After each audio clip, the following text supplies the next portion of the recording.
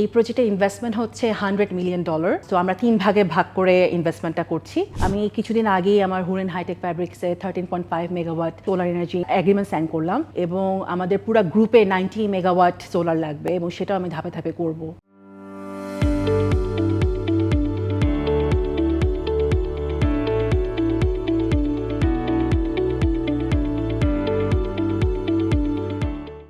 প্রিয় ভিউয়ার্স, সবাইকে টেক্সটাইল টুডের পক্ষ থেকে জানাচ্ছি আন্তরিক শুভেচ্ছা ও অভিনন্দন। আজকে আমরা এসেছি বাংলাদেশের একটি অত্যন্ত রিনাউন্ড গ্রুপ অফ কোম্পানিজ অথবা কংগ্লোমারেট হিসেবে পরিচিত যমুনা গ্রুপে। যমুনা গ্রুপ মিড অফ 1975 এর দিকে যমুনা ইলেকট্রিক নামে একটা বিজনেস ইউনিটের মাধ্যমে আমাদের এই ইন্ডাস্ট্রিতে যাত্রা শুরু করে। বর্তমানে এই যমুনা ইলেকট্রিক কোম্পানি ছাড়াও textile divisions, garments divisions, media advertising company, automobiles, real estate, food and beverage, FMCG আরও বিভিন্ন এরিয়াতে ওনাদের ফুটপ্রিন্ট আছেন। আজকে আমরা কথা বলবো এই গ্রুপের ডিরেক্টর মিস সুমাইয়া ইসলাম রোজালিনের সাথে।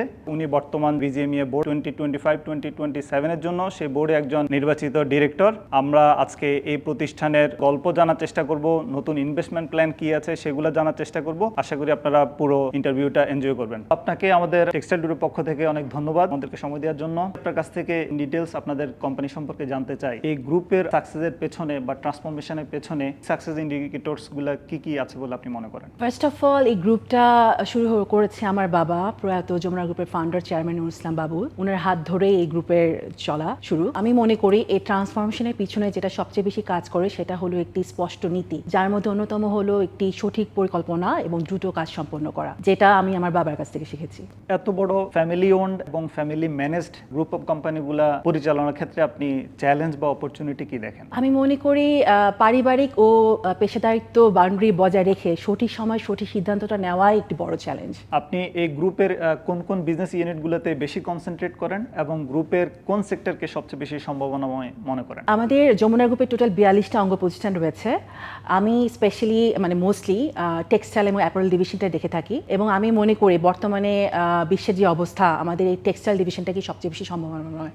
যমুনা গ্রুপ আমাদের এই দেশের ইকোনমিতে সবসময় নতুন ইনভেস্টমেন্টের জন্য সুপরিচিত নাম। আপনি রিসেন্টলি কোনো ইনভেস্টমেন্ট করেছেন বা আসন্ন কোনো ইনভেস্টমেন্ট নিয়ে আমাদেরকে শেয়ার করবেন কিনা? রিসেন্টলি আমরা আমাদের যমুনা টায়ার লঞ্চ করেছি এবং 2 মাসের মধ্যে আমরা আমাদের যমুনা পেপার মিল নিয়ে আসছি। এটা হবে বাংলাদেশের সবচেয়ে বড় পেপার মিল। এটা ছাড়াও আমরা আমাদের ইউনিভার্সিটি এবং হসপিটাল নিয়ে আসছি। সবচেয়ে বেশি এক্সাইটেড আমি যেটা নিয়ে, সেটা হচ্ছে আমাদের সিনথেটিক ফ্যাব্রিক মিল, যেটা নাম হচ্ছে যমুনা পলিসিল্ক। সেটা ডিসেম্বরে মার্কেটে আসবে আর কি। যমুনা পলিসিল্ক, এটা নিয়ে আমাদেরকে আরেকটু বিস্তারিত বলবেন কিনা আর কি? এটা প্ল্যান্টের লোকেশন কোথায়, কেমন ইনভেস্টমেন্ট হবে, কি ধরনের মেশিনারিজ ইকুইপমেন্ট দিয়ে সেখানে কাজ করছেন? জি, আমাদের যমুনা পলিসিল্ক মিলটা হচ্ছে হবিগঞ্জে বেজুরাতে। আমাদের হুরেন হাইটেক ফ্যাব্রিক যেখানে, তার পাশেই যমুনা পলিসিল্ক। তো এটা বেসিক্যালি আমার বাবার ওয়ান অফ দ্য ইন্সপিরেশন ছিল। 2019 সালে উনি প্ল্যান করে এই প্রজেক্টটা শুরু করার জন্য, বাট আপনারা তো জানেনই উনি কোভিডে 2020 সালে চলে যায় আমাদের কাছ থেকে। সো এই জন্য আমাদের প্রজেক্টটা একটু স্লো ডাউন হয়ে যায়। বাট আমরা এখন আমাদের প্রজেক্টটাকে 3 ভাগে ভাগ করেছি। টোটাল প্ল্যান হচ্ছে আমাদের 1200 লুমের। আমরা ইনিশিয়ালি 400 লুমস নিয়ে আসছি। এই প্রজেক্টের ইনভেস্টমেন্ট হচ্ছে $100 মিলিয়ন। তো আমরা 3 ভাগে ভাগ করে ইনভেস্টমেন্টটা করছি। আর মেশিনারিজ আমরা এনেছি জাপান থেকে, কোরিয়া থেকে এবং চায়না থেকে। আমাদের, আপনারা তো জানেনই, সিনথেটিক ফ্যাব্রিকের এক্সপার্টিস বাংলাদেশে খুব কম আছে। সো আমরা আমাদের এক্সপার্টিসগুলো চায়না থেকে আনছি এবং আমাদের R&D হেড কোরিয়া থেকে সিলেক্ট করেছি। Bangladesh heavily rely on cotton, যদিও ওয়ার্ল্ড মার্কেটের ডিমান্ডটা ডিফারেন্ট। আমাদের দেশের কনটেক্সটে এই ইনভেস্টমেন্টে যাওয়ার পেছনে আপনার ইন্সপিরেশনটা কি? বাংলাদেশে আমরা যে পলিয়েস্টার ফ্যাব্রিকগুলো দিয়ে যে কাপড়গুলো বানাই, যেগুলো এক্সপোর্ট করি, তার 99% ফ্যাব্রিক আমরা ইম্পোর্ট করে থাকি। তো আপনারা তো জানেনই, বায়াররা এখন শর্ট লিড টাইমের প্রোডাক্ট বাংলাদেশে খুঁজছে। তো এর জন্যই আমাদের এই ইনভেস্টমেন্টটা করা, যাতে আমরা শর্ট লিড টাইমে এবং কম্পিটিটিভ প্রাইসে এই প্রোডাক্টটা দিতে পারি। আপনাদের এই গ্রুপেরই আরেকটা প্রতিষ্ঠান হুরাইন STF, যেটা আমি যতটুকু জানি 2018 এটা ইন্ডাস্ট্রিতে আসে। তখন এটা সাউথ ইস্ট এশিয়াতে one of the single largest premise হিসেবে পরিচিতি পায়। একটা নতুন প্ল্যানটাও আপনারা হবিগঞ্জে করার অলরেডি প্ল্যান নিয়েছেন এবং এক্সিকিউশনে আছেন। হবিগঞ্জে আসলে অথবা সিলেটে পার্টিকুলারলি টেক্সটাইল ইন্ডাস্ট্রি হওয়ার চ্যালেঞ্জ বা অপরচুনিটিগুলো কি আছে বলে মনে করেন? হবিগঞ্জের টেক্সটাইলের অপরচুনিটি যেমন আছে, চ্যালেঞ্জও রয়েছে। আমি যদি অপরচুনিটি নিয়ে বলি, তো আপনারা তো জানেন যে আমাদের বাংলাদেশে এখন গ্যাস এবং বিদ্যুতের কি প্রবলেমটা চলছে। সো কম্পারেটিভলি হবিগঞ্জে আমাদের গ্যাসের সমস্যাটা একটু কম হয়ে থাকে। তাছাড়া আমাদের এখানে হাজার হাজার লোকের কর্মসংস্থানের ব্যবস্থা করা হয়েছে এবং এখানে রপ্তানি বাড়ছে, যেহেতু আমরা ভ্যালুডেটেড ফ্যাব্রিক বানাচ্ছি, সো রপ্তানি বাড়ছে, দেশের বৈদেশিক মুদ্রা বাড়ছে। আর চ্যালেঞ্জ নিয়ে যদি আমি বলে থাকি, এখানে আমাদের দক্ষ শ্রমিকের একটু অভাব রয়েছে, সো আমাদেরকে কন্টিনিউ ট্রেনিং দিয়ে আমাদেরকে শ্রমিকদেরকে এক্সপার্ট করতে হয়। সিলেট অঞ্চলে আরেকটা চ্যালেঞ্জ হচ্ছে আপনার রাস্তাঘাটের যে অবস্থাটা, এটা এখনো উন্নয়নশীল। তো রাস্তাঘাটের জন্য আমাদের যে আমদানিকৃত যে র মেটেরিয়ালসগুলো আসে, প্লাস আমরা ফিনিশ প্রোডাক্ট যখন ডেলিভারি দিই, আমাদের একটু প্রবলেম ফেস করতে হয় আর কি। এটা ওয়ান অফ দ্য চ্যালেঞ্জ। তাদের এত বড় গ্রুপ, এখানকার কর্মপরিবেশ, কর্মসংস্থান অথবা ট্যালেন্ট ডেভেলপমেন্টে আপনি কি কাজ করছেন? আমরা শুধুমাত্র এখানে চাকরি দিয়ে থাকি না, আমরা এখানে ক্যারিয়ার ডেভেলপ করে থাকি। কর্মসংস্থান বলতে আমরা এখানে যেমন তরুণ, ঠিক তেমনি নারীদের জন্য কর্মসংস্থানের ব্যবস্থা করে থাকি।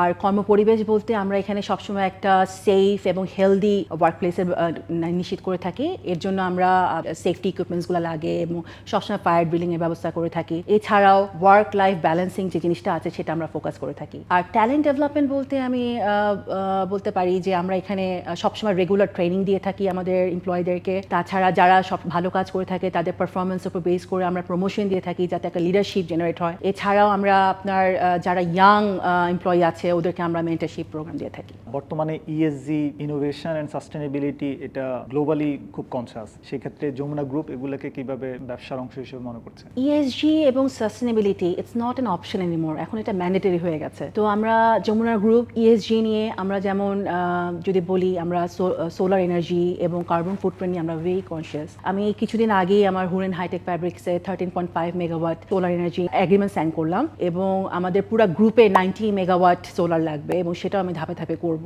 এছাড়াও সোশ্যাল নিয়ে যদি কথা বলি, আমরা যমুনা গ্রুপ সিএসআর নিয়ে অনেক বেশি অ্যাক্টিভ। আমরা প্রতি বছর আমাদের ওয়ার্কারদেরকে স্কলারশিপ দিয়ে থাকি এবং কিছুদিন আগেই আমরা ওয়ার্ল্ডের একটা রিনোন ব্র্যান্ডের সাথে একটা স্কলারশিপের এগ্রিমেন্টে গিয়েছি। আমাদের ফ্যাক্টরিগুলোতে যেখানে মহিলা শ্রমিক রয়েছে এবং যারা এসএসসি পাস করেছে, তাদেরকে স্কলারশিপের মাধ্যমে আমরা এই বাংলাদেশের ওমেন ইউনিভার্সিটিতে হায়ার এডুকেশনের জন্য পাঠিয়েছি। এত বড় গ্রুপের পাশাপাশি আপনি অনেকগুলো ট্রেড অ্যাসোসিয়েশন এবং অনেকগুলো চেম্বারের সাথে অ্যাক্টিভলি ইনভলভ। কাজ, পরিবার এবং সামাজিক সম্পৃক্ততা, এগুলোকে কিভাবে ব্যালেন্স করেন? আমি আমার কাজগুলোকে প্রায়োরিটি ওয়াইজ সাজাই। কাজ কাজের জায়গায়, ফ্যামিলি ফ্যামিলির জায়গায়। এটা আমি আমার বাবার কাছ থেকে শিখেছি। সব জায়গায় আমার কেপেবল এবং ট্রাস্টওয়ার্দি এমপ্লয়ি আছে এবং টিম মেম্বার আছে, আমরা সবাই একসাথে কাজটা করি। আর ফ্যামিলিকে অবশ্যই আমি কোয়ালিটি টাইম দিই। আপনার ভবিষ্যৎ পরিকল্পনা কি? আগামী 10 বছরে এই গ্রুপকে কোথায় দেখতে চান? আমাদের এই যমুনা গ্রুপটা আমার বাবার নিজের হাতে করা।